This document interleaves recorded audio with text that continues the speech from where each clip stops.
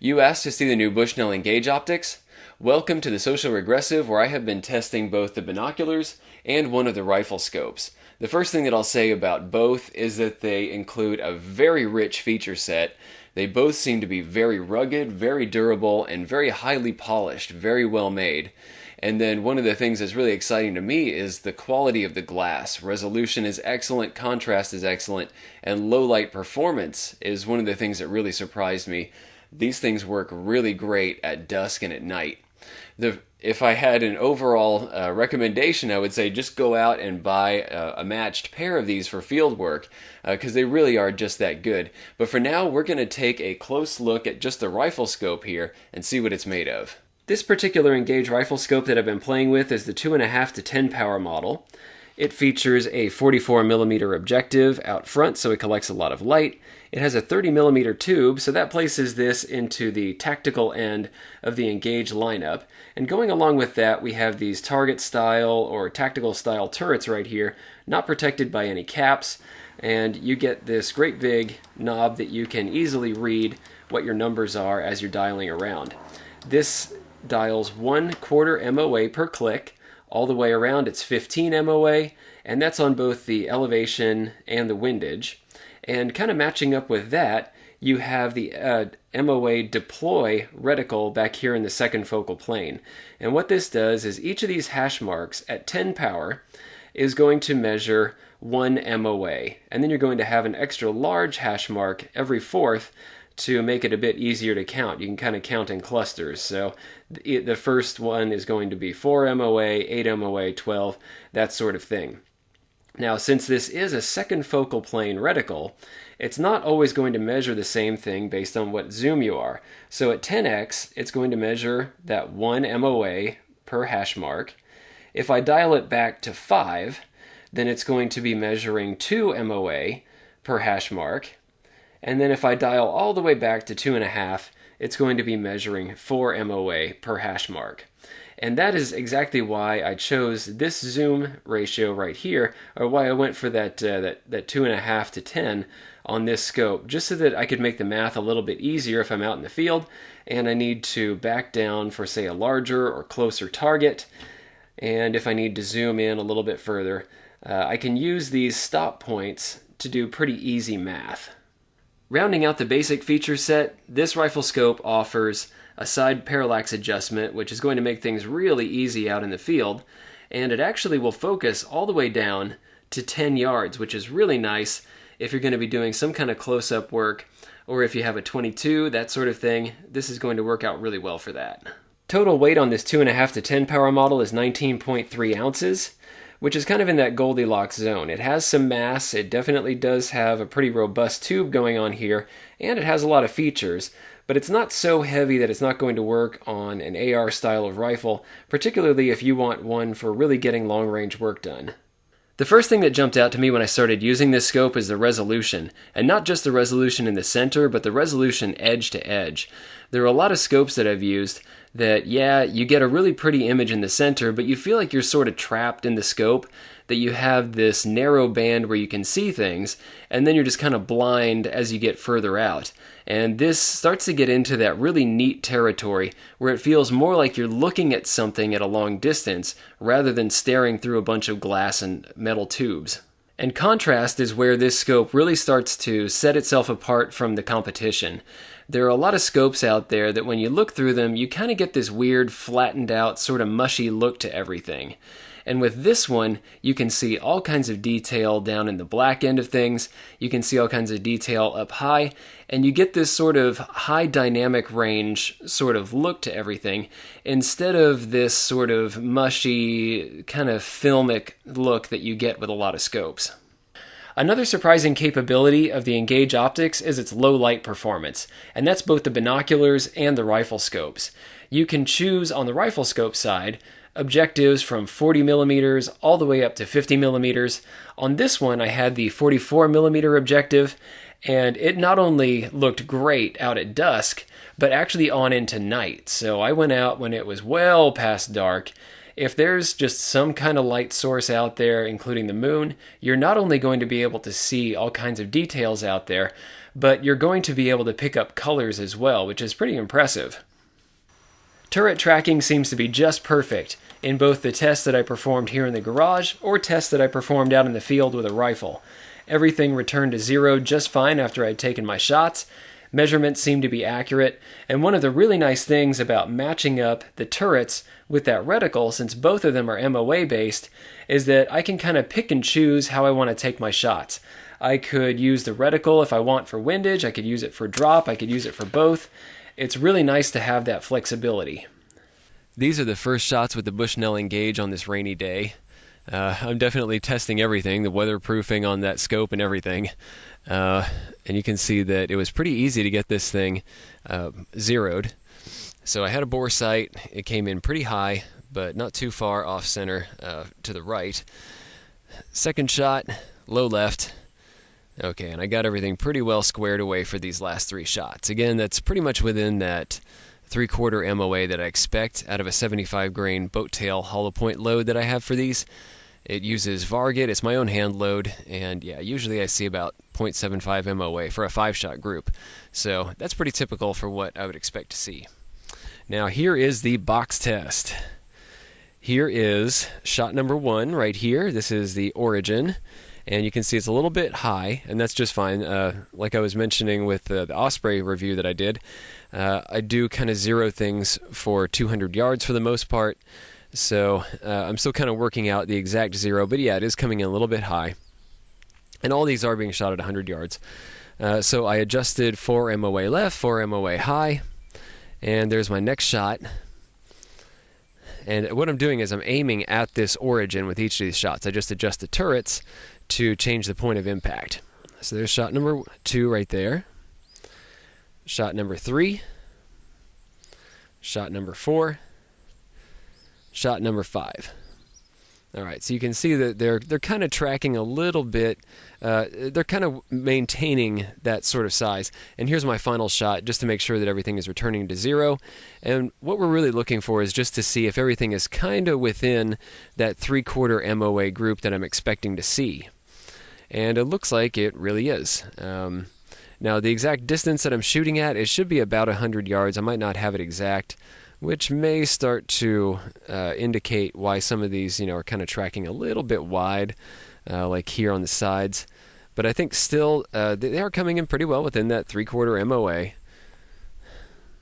So I think the tracking is looking really good. It looked great when I was doing the original test just in the garage against a chart. But so far out here on the range, looking great. Out on the range with the sun in my face or the sun at my back, I didn't detect any light leaks or weird flashes or anything. The image was just always crisp, clean, and uncluttered. I just finished shooting the silhouette animals here at Red Castle Gun Club. This is my Rock River Arms AR-15. This has kind of a heavier barrel. I'm shooting 75 grain boat tail hollow point bullets from Hornady. It's a kind of a pet hand load of mine. And I used the first string. What I did is I used just the reticle in the Bushnell Engage, and that was for both the drop and the windage. And then the second string, I used the elevation turret to get elevation, and then I used the reticle for windage. And I gotta say, first off, the glass is really nice. I was able to see lots of mirage. Since this one is a lower power scope, this one tops out at 10x. Sometimes it was difficult to see which way the mirage was actually going. I could see it moving, but I couldn't necessarily sometimes tell if it was going left or right. And that's been kind of tricky today because the wind has been shifting back and forth. It's pretty calm right now, but just that little bit of wind has been doing some fishtailing. But yeah, getting on target with either of these was really easy. If there's one suggestion that I could maybe make to Bushnell as an upgrade for a later model, that might be to add some numbers onto the reticle itself. The hash marks, since there are just so many of them, yes, you can count by clusters. You can go 4, 8, 12, 16, and get your numbers from that. But it might be nice to have some of those marked. Okay, this is 4, this is 8, those big hash marks. Because I did kind of get lost a little bit sometimes. I had to go back and recount. Okay, yeah, this is where I'm supposed to be. And then take the shot. Before we take a close look at the features and options available in the Engage lineup, I just wanted to point out that in those tests, I was using this Weaver SPR mount. I really am a fan of these quick detach mounts and rings, and it's nice to have something like this that comes in at a decent price point. The Engage product line splits into two basic categories, hunting scopes and tactical scopes. The hunting scopes are going to have 1-inch tubes, and they're going to weigh considerably less than the tactical counterparts. For example, a 3-9 by 40 millimeter hunting scope is going to weigh about 12 ounces versus the 19.3 ounces that this one weighs. On the hunting side, you're also going to get simple, covered, kind of flat, low-profile turrets, so you're not going to get these big target turrets. And one thing that I should mention with the turrets that we have here on the tactical model is that they are kind of nicely rounded and they don't stick out nearly as much as a lot of other tactical scopes. So if you did want to buy just one scope and you could use it in kind of both scenarios, this one wouldn't function too badly as that hunting scope. It's not going to catch on too many straps and things. One thing I should mention about the tactical scopes like this one is that 30mm tube seems to be there for structural integrity rather than increasing your adjustment range, because these tactical models actually measure fewer MOA total top to bottom than you get with the 1-inch tubes. The hunting scopes will actually adjust 60 MOA, and these will only do 50. So it looks like what they've done is they've not only expanded the size on the outer diameter, but they've made the whole tube thicker. So this thing should be able to take quite a beating. One other difference to note between the hunting and tactical lines is that they're going to offer different zoom ratios. The tactical scopes all offer a 4x zoom ratio, so for example 2.5 to 10 power or 6 to 24 power, and most of the hunter ones are going to offer a 3 power zoom ratio. So you're going to get, say, 3 to 9 or 4 to 12. All of the Engage scopes are MOA based, but take a look at what you can do with these special turrets on the tactical models. There are a couple of features on this scope that just make it super easy to work with out here in the field. First off, you do have those locking turrets. So all you have to do is pull them up in order to scroll through your drops and your windage, and you just pop them back down when you want to go stable. Really slick, really easy. And there's kind of an added bonus with this. Since you have this new toolless re-zeroing, what you can do is, okay, once you've actually run over to what your zero is supposed to be at a certain range, like you want a 200-yard zero, okay, so you scroll to that, you lock the thing, and then you just unscrew this little kind of nut thing up at the top. Whoops. Remove the cap, set that zero, pop it back down, screw this back on. No need for the quarters or screwdrivers or whatever you used to use in the past. It's super, super easy. This is the fastest that I've ever had, that I've ever set up a scope before. This has been just stupid easy. I love it. And when it comes to getting through the turrets here and finding your next drop or whatever, the clicks, even though they aren't very loud, and that kind of makes sense because you're going to be wearing ear protection anyway. A lot of time it's hard to hear those things to begin with, but they are very, very palpable, and they lock in really tight. There is no wiggle once you go ahead and click over to where you want to be. I know with certain scopes that once you get to that certain position, it's like you kind of have to backtrack just a little bit to get exactly right. It sort of floats around. This one, it just locks into place, doesn't move anywhere, and then you just pop it down, you can start shooting again. One nice feature on the windage turret, in addition to that locking and toolless re-zero feature, just like you get on the elevation turret, on windage here, instead of having one set of numbers going all the way around, counting up to 15 or whatever, this one does the right and left thing. So it makes it very easy for you to scrub through and say, no, okay, I need to adjust my point of aim to the right, so I'm going to go that way. Want to go left, go that way. Of course, when you get to the middle, things can get a little bit weird, but for the most part, most of the adjustments you're going to be making are going to be pretty minimal for most of the shooting you'll be doing. So it's not going to be that big a deal when you do get to that midway point. You can see where the R and the L meet. Not a big deal there.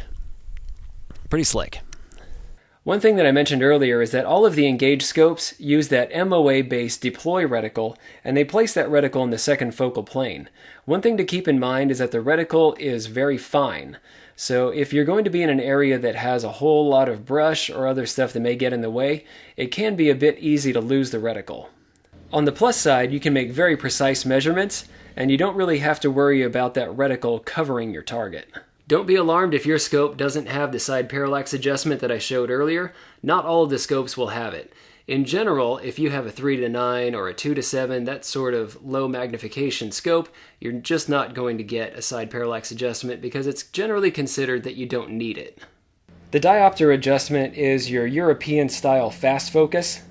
So you don't get a locking ring, but it's pretty solid in here and it shouldn't move around too much. Just be careful if you bump this. You might want to go ahead and make markings on here to indicate where your actual diopter adjustment should be. All of the lenses are fully multi-coated, and like I mentioned, they do a great job of transmitting high-quality images to the eye. And since these scopes are intended to be used out in the rough, not only are they waterproof through the turrets and all the other moving bits and just generally in the tube, but also you get this exo barrier on the lenses that is supposed to prevent fog from building up, it's supposed to beat up water, and it's supposed to help with dirt and debris. Nothing is supposed to really stick to it, including fingerprints. The tactical turrets feature those really neat tricks like the lock and the toolless reset, but a couple of things that you're going to be missing because in order to get those features, you can't have turrets that track up and down, so you're not going to get graduations here on the face of the turret to let you know how many times you've spun in a particular direction. You're just going to have to count. And it also doesn't have a zero stop. So again, make sure that you count so that you can get back to the appropriate position. The Engage lineup includes a scope for pretty much any purpose: hunting, varminting, tacticaling. Pick the one that suits you, and I think you're really going to be happy with it. This particular tactical model that I've been playing with here, yes, it does have that extra heft. It has the little bit of extra thickness in the tube. And yes, it does have these turrets right here that stand out kind of proud.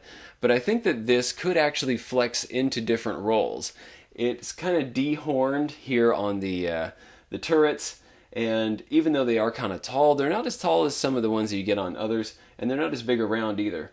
So this is one that if you did want one scope that you could conceivably, take out into the field for hunting and get out on the range or, do tactical style of shooting, I think that this would actually flex pretty well. And the weight is not that excessive really, especially for a tactical scope. And talking about the turrets and the reticle itself, both of them I just have real confidence in after taking this thing out to the range.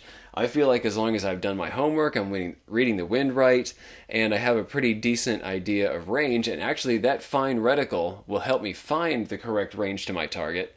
I feel like when I pull the trigger, it's going to make a hit. It's just easy to get into, and I do have that real confidence, not just on a noon shot, but at dusk as well. Thanks for watching. If you liked this video, be sure to like, share, and most importantly, subscribe. Even if you didn't like this particular content, go ahead and subscribe. There's probably something coming that's more up your alley. Check out this playlist right here. This is going to have videos in a similar vein to what you just watched. These two videos we cherry-picked for you. And finally, The Social Regressive is on Patreon. So, you can become a patron of the destructive arts and earn some goodies while helping us to provide high-quality videos just by kicking us a few bucks a month. Thanks a bunch for your patronage.